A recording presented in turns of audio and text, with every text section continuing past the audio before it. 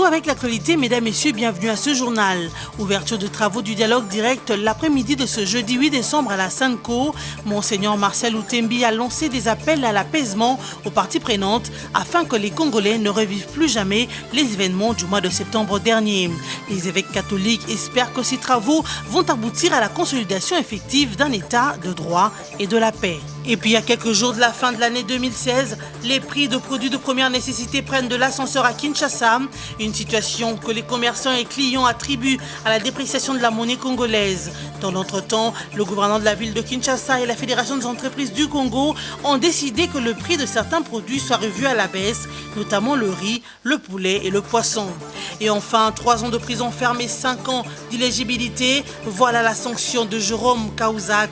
L'ancien ministre du budget français est accusé de fraude fiscale et blanchiment d'argent. Également l'épouse de Cahuzac qui écope de 2 ans de prison ferme. Décidément, c'est une affaire emblématique de la fraude fiscale enracinée dans une famille.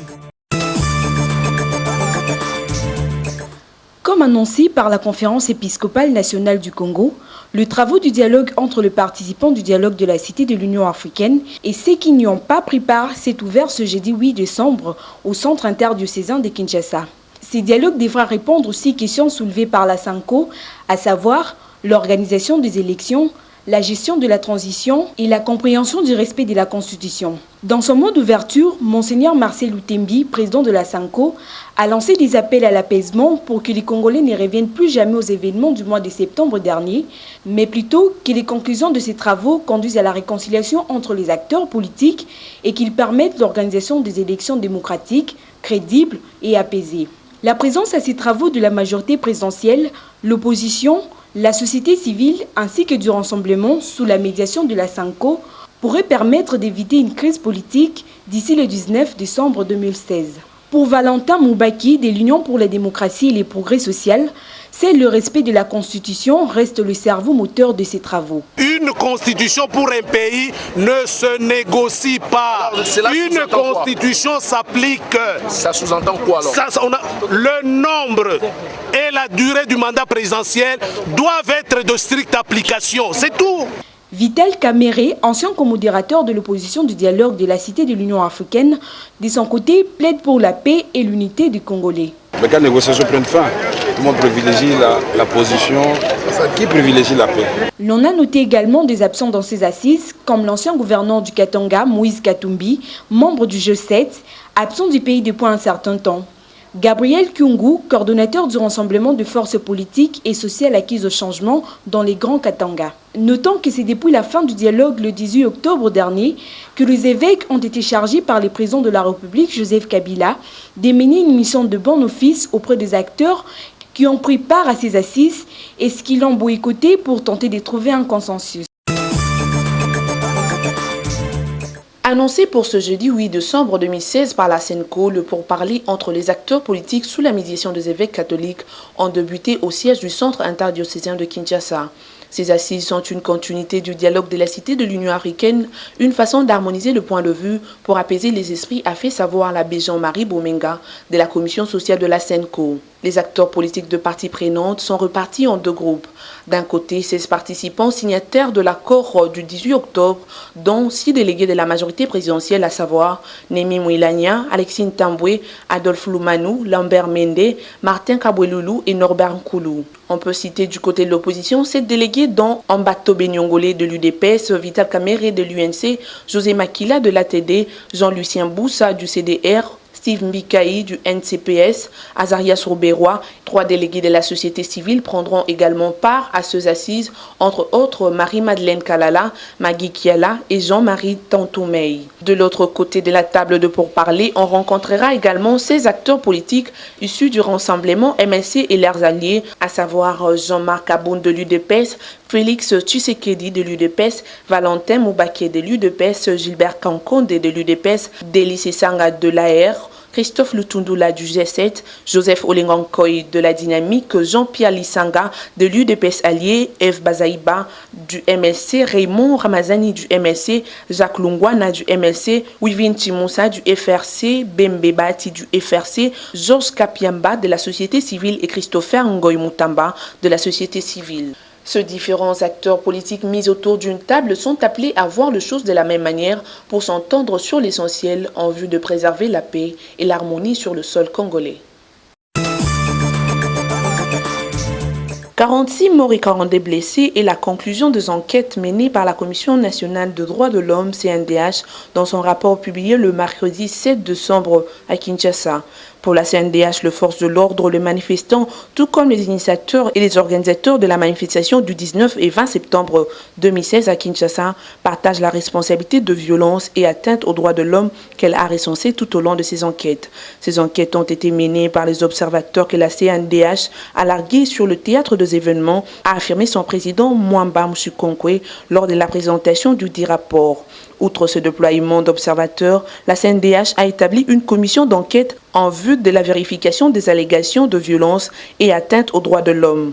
Tout en félicitant la CNDH pour le rapport confectionné, les chargés d'affaires de la délégation de l'Union européenne en RDC l'a exhorté à continuer sa mission en vue de répondre aux attentes de la communauté de droits de l'homme dans les pays de Lumumba.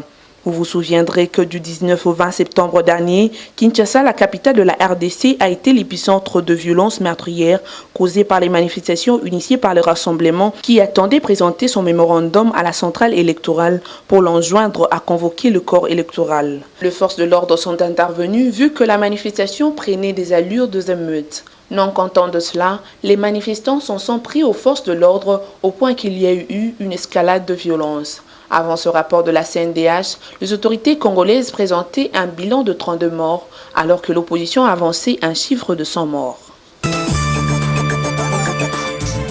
Rejet de la motion de défiance initiée contre Jacques Mbadou, gouverneur de la province du Congo central, ce mercredi 7 décembre à Matadi, ce à l'issue d'un vote organisé à l'Assemblée provinciale du Congo central.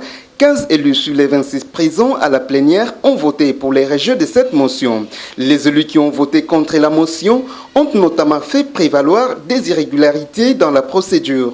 Un d'entre eux, Vetem Kifukikanda, s'est insurgé contre cette décision de la plénière qui, selon lui, ne trouve aucun fondement dans le règlement intérieur de l'exécutif du Congo central. Le président de l'organe délibérant a quant à lui estimé que le gouverneur n'est pas membre du gouvernement provincial et que la motion est anticonstitutionnelle. Pour rappel, le gouverneur Jacques Mbadou a été accusé par certains députés de détournement de 15 millions de dollars des fonds alloués aux entités territoriales décentralisées. 15 millions de dollars des fonds alloués aux entités territoriales décentralisées, le licenciement abusif des agents et cadres de la DGRKC et l'érection des barrières dans les postes frontaliers, notamment à Lofou, alors que la loi les lui interdit. Après des violences meurtrières survenues à Luanga, en territoire de Lubero, causant la mort d'une trentaine de civils, dont 15 femmes, 11 enfants et 3 hommes, l'auditorat militaire supérieur du Nord Kivu a arrêté une vingtaine de personnes suspectées d'avoir commis ces crimes. Le service public de l'État a procédé aux arrestations depuis 4 jours. Ces arrestations se font tour à tour dans les localités du Nord Kivu, notamment Luofui, Kiruba, Kanyabayongo et Uonga. Notez que les personnes arrêtées sont détenues à Goma et Beni. Parmi elles, on compte des rescapés et des témoins de l'attaque de Luanga. Les arrêtés ont été auditionnés par les enquêteurs de la justice militaire. L'attaque de Luanga a été attribuée au présumé Maïmaï Mazembe. Pour clore ce sujet, le chef de la localité de Luofui a aussi été transféré pour être détenu à l'auditorat militaire de Beni. Il lui a été reproché d'avoir encouragé par ses dires des présumés miliciens Mazembe à attaquer les Hutus, les accusant de connivence avec les FDLR. Bientôt, l'assainissement de la ville de Kinshasa sera chose effective. Une opération a été lancée officiellement mercredi 7 décembre à Kinshasa, dans la commune de Kasavubu par André Kimutayango, gouverneur de la ville. L'exécutif provincial de Kinshasa a acquis, grâce au financement propre de la ville, des matériels d'évacuation d'immondices hors de la ville. Une accusation qui comprend 6 grands camions et autres matériaux de travail. Cette accusation prend en charge près de 60 stations de déchets dans les grands carrefours pour leur évacuation régulière. Selon André Kimbuta Yango, présent à la cérémonie de mise en œuvre de ces matériels, la santé des Kinois passe en premier lieu. Pour ce, l'environnement de la capitale doit être sain. Il a par ailleurs notifié que ce sont des jeunes recrutés qui feront ce travail, moyennant 3 000 francs congolais par jour, une façon, un temps soit peu, d'occuper la jeunesse au lieu de la laisser à la merci de ceux qui la recrutent pour des actes répréhensibles. L'on se rappellera que c'est depuis le retrait de l'Union européenne du projet d'appui à la réhabilitation et à l'assainissement urbain PARO en 2015 que la Régie d'assainissement et des travaux publics de Kinshasa, RATPK, a pris la relève d'assainissement de la ville de Kinshasa.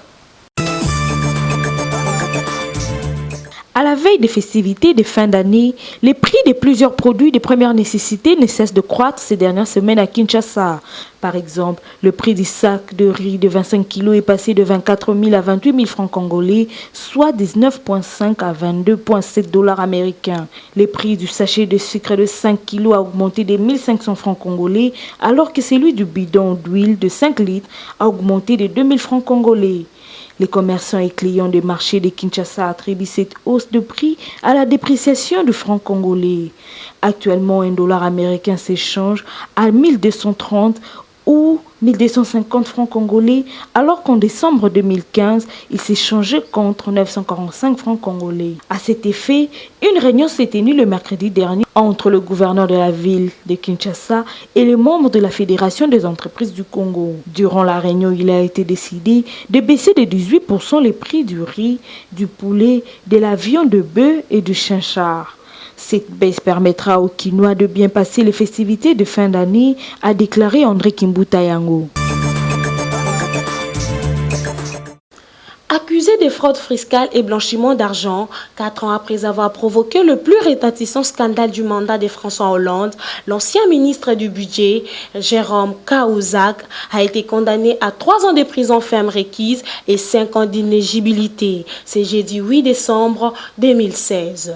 Son épouse écope aussi de 2 ans de prison ferme. Un dossier emblématique de fraude fiscale ou une organisation familiale enracinée dans la fraude depuis 20 ans, sans aucune prise de conscience, pas même lorsqu'on assume des fonctions publiques, a déploré la procureure Eliane Houlette. Appelé ministre des mensonges par les parquets, Kaouzak a délaissé toutes les normes pour la part du gain et a dégarni l'honneur de la France, a encore affirmé Eliane Houlette. De surcroît, Jérôme Kaouzak, surnommé Pinocchio de Bercy, doit assumer ses responsabilités et payer le prix de ses mensonges. C'est ainsi que, pour ces cas de fraude fiscale aggravée, il va purger jusqu'à 7 ans d'emprisonnement. Pour vous qui nous avez pris en cours, voici le rappel de titres. Ouverture de travaux du dialogue direct l'après-midi de ce jeudi 8 décembre à la Sanco. Monseigneur Marcel Outembi a lancé des appels à l'apaisement aux parties prenantes afin que les Congolais ne revivent plus jamais les événements du mois de septembre dernier. Les évêques catholiques espèrent que ces travaux vont aboutir à la consolidation effective d'un état de droit et de la paix. Et puis, à quelques jours de la fin de l'année 2016, les prix de produits de première nécessité prennent de l'ascenseur à Kinshasa. Une situation que les commerçants et clients attribuent à la dépréciation de la monnaie congolaise. Dans notre temps, le gouverneur de la ville de Kinshasa et la Fédération des entreprises du Congo ont décidé que le prix de certains produits soit revu à la baisse, notamment le riz, le poulet et le poisson. Et enfin, 3 ans de prison ferme et 5 ans d'éligibilité. Voilà la sanction de Jérôme Kaouzak. L'ancien ministre du budget français est accusé de fraude fiscale et blanchiment d'argent. Également l'épouse de Kaouzak qui écope de 2 ans de prison ferme. Décidément, c'est une affaire emblématique de la fraude fiscale enracinée dans une famille. C'était un plaisir de vous informer. Restez branchés sous BSI TV.